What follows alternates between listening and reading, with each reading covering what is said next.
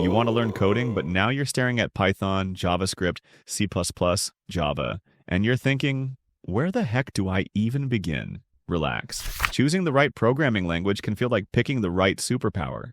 Get it right, and your learning becomes smooth, fast, and actually fun. Get it wrong, and you'll end up confused, stuck, and ready to quit. But by the end of this video, you'll know exactly which language is right for you.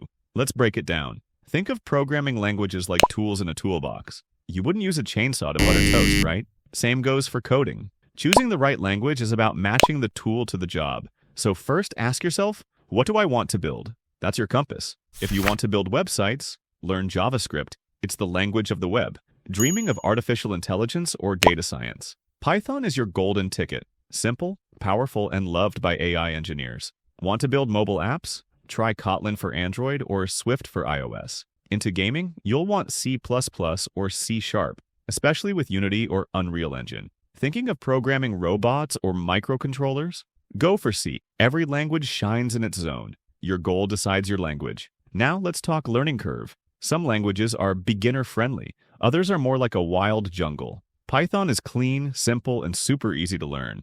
JavaScript is flexible and essential for web development. C++ is powerful but not beginner-friendly.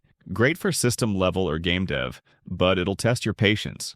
Java is reliable and used in tons of big systems, but it can feel heavy. The smart move? Start simple. You can always level up later. Okay, but what about jobs? After all, you want to turn your skills into income, right? Well, here's the truth. Python, JavaScript, and Java are dominating job boards across the world. Go and Rust are rising fast if you want something future-proof. C and C++ are still huge in niche areas like embedded systems and high-performance gaming. The higher the demand, the better your job options and your paycheck. And here's the best part. You don't have to marry your first language. Most developers know 3 to 5 languages throughout their career. What matters is picking one and getting started.